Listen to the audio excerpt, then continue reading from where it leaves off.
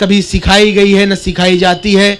और ये खून मुसलमान के अंदर कलमा ऐसी ताकत लाता है कि अपनी एक ताकत को एहसास करिए, अपनी ताकत को एहसास करिए। जो खतरा मंडरा रहा है वो हम सब पे मंडरा रहा है। ये यहूदियों की एजेंसी है, ये पॉलिसी है, आप ही के बीच में डालेंगे, आप ही का भाई कहेगा कि वोट कटवाएं। 21-22% जो समुद्र है वो नदी नालों में जाके नहीं मिलता है, जो नदी नाले हैं वो आते हैं समुद्र में।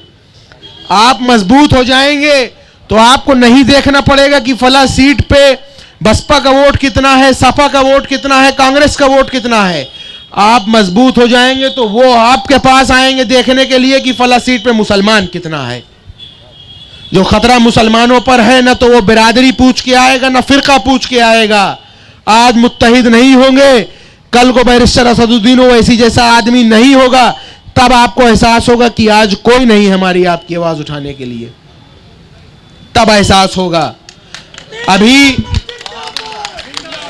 आज आपके सामने मैं उस शेर को, बल्कि क्या शेर तो वो है जिनको पूरा हिंदुस्तान शेर के नाम से जानता है, जनाब अतीक अहमद साहब, उनके फर्जंद आपके सामने आने वाले हैं। तो आपको देखकर ये एहसास होगा कि शेर के बच्चे को दहाड़ना नहीं सिखाया जाता, वो और लोग होंगे बिकने वाले और डरने वाले, लेकिन ये जमात, ये शेरों की जमात, इन्होंने मजलिस के परचम को थामा और बैरिस्टर असदुद्दीन ओवैसी साहब की आवाज को मुल्क में उठाने का बीड़ा लिया। इनको बुलाता हूं इस एक शेर के साथ कि अपने मयार से नीचे तो मैं आने से रहा, अपने मयार से नीचे तो मैं आने से रहा, शेर भूखा ही सही घास तो खाने से रहा।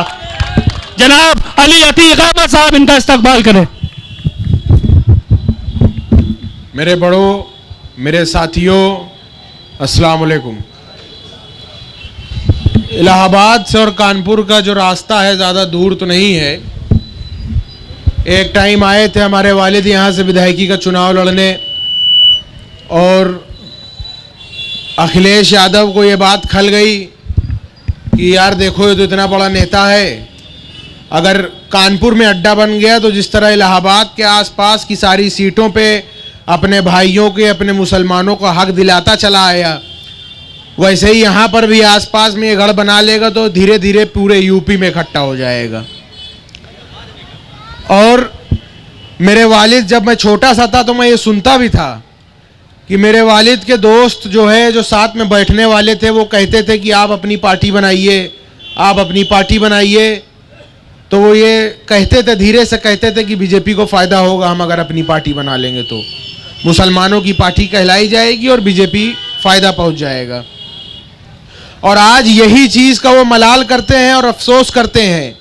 जेल में बैठ के इसी चीज़ का अफसोस है कि आज उन्होंने अपनी पूरी ज़िंदगी ये सापा के पीछे चलते चलते बिता दिया, और जिस तरह से दूध में से मक्खी निकाल के फेंकी जाती है, इसी तरह मुसलमान फेंक दिया जाता है। अगर इनके लिए आपके ऊपर किसी तरीके का मुकदमा, किसी तरीके की बात अगर आ जाती है तो ये आपसे पल भर नहीं लगता, ये पीछा छुड़ाने लगते हैं। आप इन लोगों के लिए अपनी जान दिए जाते हो, अपना सब कुछ भूल जाते हो, घर बार कारोबार सब भूल जाते हो, इनके लिए अपनी जान देते हो। एक बार आप इस चीज़ को एहसास करिए कि उत्तर प्रदेश में 116 सीटें ऐसी है जहां पर मुसलमान विधायक बनाता है, मुसलमान के वजह से विधायक चुने जाते हैं, और महज 22 से 23, 25, 30 विधायक बन के जाते हैं। और वो आवाज़ जो है उन पार्टी के जो राष्ट्रीय अध्यक्ष होते हैं वो गाइडलाइन देते हैं पार्टी की तरफ से, और वो आवाज़ मुसलमानों के हक की जो आवाज़ वो उठा सकते हैं उसको दबाई जाती है।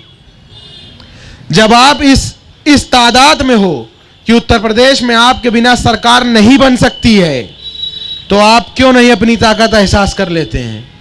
आपको एहसास करना पड़ेगा।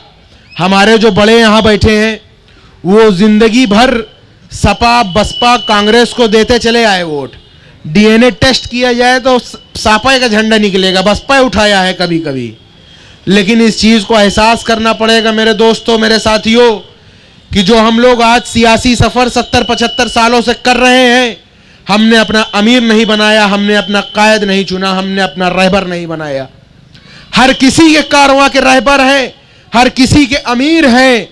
जो कोई भी गली मोहल्लों में दबाया जाता है, कुचला जाता है, उसकी आवाज़ वो उठाते हैं। हमारा आपके रहबर का हमारे आपके कारवां को कोई रहबर नहीं है, हमारे आपके लिए आवाज उठाने के लिए कोई नहीं है। पीली टोपी, बजरंगी टोपी, फला टोपी, सफेद टोपी, सबको तुम आओ आओ गले लगाओ, और हरी टोपी से दूरी बनाते हो। कहाँ का इंसाफ है ये बताइए? अगर आप चाह लीजिए और इकट्ठा हो जाइए तो वो आपके पास आएंगे, न कि आपको किसी के पास जाके अपने काम निकलने की जरूरत पड़ेगी। आज ये हकीकत है, सबके अंदर ये चीज है कि कहीं ना कहीं अपनी दुकान चलाने के लिए, अपने मुकदमे से बचने के लिए, अपने आप को हिफ्ज़ अमान में रखने के लिए किसी गैर के पास जा करके उससे बात करना पड़ता है कि आप फला थाने पे फोन कर दीजिए, फला जगह फोन कर दीजिए। थोड़ी बहुत उसकी हाँ में हाँ मिलानी पड़ती है, उसकी बात मानना पड़ता है, ऐसा बनना पड़ता है कि गुलाम बन जाना पड़ता है। आप अपने भाई को जिस टाइम मजबूत करेंगे उस टाइम आपके एजुकेशन की बात होगी, आपके हिस्सेदारी की बात होगी, आपकी ताकत को बढ़ाने की बात होगी। पंचरों की दुकान पर, ऐसी दुकानों पर बैठना बंद है, बंद करना है। एक इंस्टीट्यूशन खोलना है जिसमें मुसलमान के बच्चों को दाखिला दिलाया जाए, उनको एजुकेट किया जाए, उनको नौकरियां दिलवाई जाए। जो आज बिहार में जिस लिए काम शुरू हो रहा है, तेलंगाना में होता चला आ रहा है, वही काम उत्तर प्रदेश में होगा। इस समय एजुकेट होने की बहुत जरूरी है। किसी गैर को ताकत मत बनाइए, ताकतवर मत करिए। जो आपका कलमा गो भाई है उसे ताकतवर बना लीजिए, तब आपके हिस्सेदारी की बात होगी। मेरे वालिद कहते चले आए, आज इसी बात का अफसोस कर रहे हैं कि मुसलमानों को चाहे जितना ये लोग दिखा दें, ऊपरी दिखाते हैं, अंदरूनी खुश नहीं होते। सोचते हैं कि ये कमज़ोर ही रहें, अंदर से खाली ही रहें, देखने भर को रहें बस। क्योंकि जिस टाइम ये ताकतवर हो जाएंगे ये अपना हक छीन लेंगे, अपना हक मांगेंगे नहीं, छीन लेंगे। आज इन पार्टियों में उन्हीं मुसलमानों की जगह है जिनको मांगने की आदत हो चुकी है, जिनको गुलामी करने की आदत हो चुकी है। आप वो कलमा गो हैं जिनको गुलामी की ना आदत कभी सिखाई गई है, ना सिखाई जाती है। और ये खून मुसलमान के अंदर कलमा ऐसी ताकत लाता है कि अपनी एक ताकत को एहसास करिए, अपनी ताकत को एहसास करिए। जो खतरा मंडरा रहा है वो हम सब पे मंडरा रहा है। ये यहूदियों की एजेंसी है, ये पॉलिसी है, आप ही के बीच में डालेंगे, आप ही का भाई कहेगा कि वोट कटवाएं। 21-22% जो समुद्र है वो नदी नालों में जाके नहीं मिलता है, जो नदी नाले हैं वो आते हैं समुद्र में। आप मजबूत हो जाएंगे तो आपको नहीं देखना पड़ेगा कि फला सीट पे बसपा का वोट कितना है, सपा का वोट कितना है, कांग्रेस का वोट कितना है। आप मजबूत हो जाएंगे तो वो आपके पास आएंगे देखने के लिए कि फला सीट पे मुसलमान कितना है। जो खतरा मुसलमानों पर है, ना तो वो बिरादरी पूछ के आएगा, ना फिरका पूछ के आएगा। आज मुत्तहिद नहीं होंगे, कल को बैरिस्टर असदुद्दीन ओवैसी जैसा आदमी नहीं होगा, तब आपको एहसास होगा कि आज कोई नहीं है हमारी आपकी आवाज उठाने के लिए, तब एहसास होगा। अभी आज वो बैठ के टहल टहल के पूरे हिंदुस्तान में मुसलमानों के लिए लड़ रहे हैं, झगड़ रहे हैं, खून पसीना बहा रहे हैं, तो आपको एहसास नहीं है। और जो ऑफिसों में बढ़िया से बैठे हैं एसी में, उनके पास आप चले जाते हैं तो आपको गुलामी करना पड़ जाता है। और जो आपके लिए लड़ रहा है उसको आप नहीं एहसास कर रहे हैं।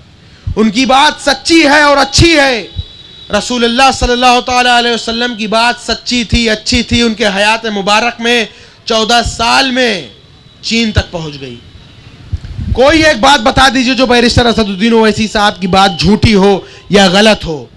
वो सिर्फ कॉन्स्टिट्यूशन को बचाने की बात करते हैं, कॉन्स्टिट्यूशन को बचाने की बात करते हैं। जो दबे कुचले हैं उनको हक हिस्सा दिलाने की बात करते हैं। हमारे वालिद ने कहा कि अब कोई नहीं, एक अहीर एक इसके पीछे चलने से अच्छा मेरा 5 वक्त का नमाजी तहज्जुद गुजार कलमा गो भाई है। किसी और का झंडा नहीं उठाना है, किसी और के पीछे